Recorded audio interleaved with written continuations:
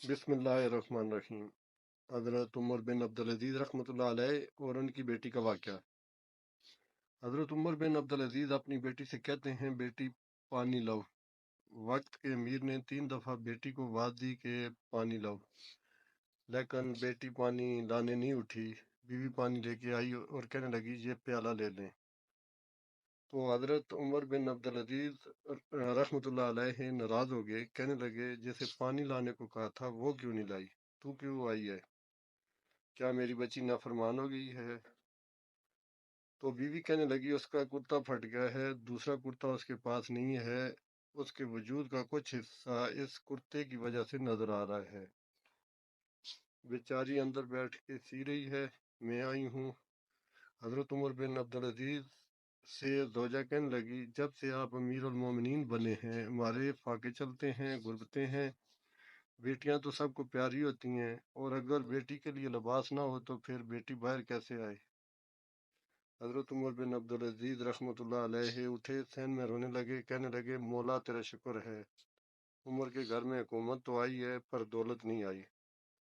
अल्लाह तेरा शुक्र है, उमर के घर में आराम का माल नहीं आया। ये हमारे हुक्मरान थे, ये हमारे लीडर थे, और यही चिराग जलेगा तो रोशनी होगी। ये एक इस्लामी तारीख के अजीम हुक्मरान की कहानी है। और दूसरी तरफ हम अपने वतन अजीज का थोड़ा सा जायजा लेते हैं। क्या हमारे हुक्मरान इस किरदार पर पूरे उतरते हैं? तो जवाब यकीनन नफी में आएगा। ये तो ऐसी हस्तियों की पाँव की खाक भी नहीं। हमारे मुल्क में अदारा जाती और हुकूमती लेवल पर बहुत करप्शन है, जिसकी वजह से हमारी मैशियत बहुत ख़राब है, और हम दुनिया में एक बेकारी की हैसियत से मशहूर हो चुके हैं। वजह माल और दौलत नहीं, वजह किरदार है। जब इस जैसे किरदार इधर भी पैदा हो जाएंगे तो हमारे हालात भी सुधर जाएंगे, लेकिन इसके लिए शऊर की ज़रूरत है। हम में से ही वो बंदा उठेगा जो इस मुल्क को ठीक करेगा। ये शऊर कैसे आएगा, ये सवाल उठता है। शऊर ना तो खरीदा जा सकता है और ना ही किसी में नस्ब किया जा सकता है। ये एक बंदे की वो खुसूसियत होती है जो वो इल्म की वजह से हासिल करता है। आजकल ज़िंदगी तब्दील हो गई है। पहले लोग किताबें पढ़ते थे और दूर दूर जाकर किसी इल्म वाले बंदे से इल्म हासिल करते थे।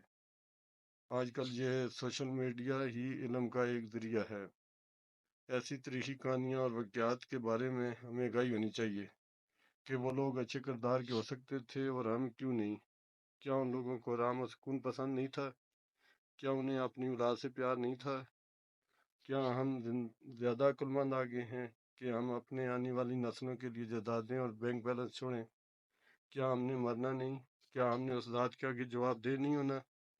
हमारे नबी सल्लल्लाहु अलैहि वसल्लम का फरमान है कि तुम में से हर एक जिम्मेदार है, और क़यामत के दिन उसकी जिम्मेदारियों के मुतालिक सवाल होगा। मेरी ये सारी तमीद मानने का मतलब यह है कि आप अपने इन बुजुर्गों के किरदारों को पढ़ें और अपने बच्चों को भी पढ़ने की तलकीन करें।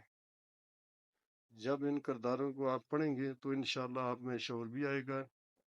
आप अच्छे को अच्छा कहेंगे और बुरे को बुरा कहेंगे। आप इन्हीं किरदारों को फॉलो भी करेंगे, यानी जदीद इस्तिलाह में आप इनके फ़ैन होंगे। मेरी इस कहानी को शेयर करें और मेरे चैनल को सब्सक्राइब करें। आपकी मेहरबानी होगी।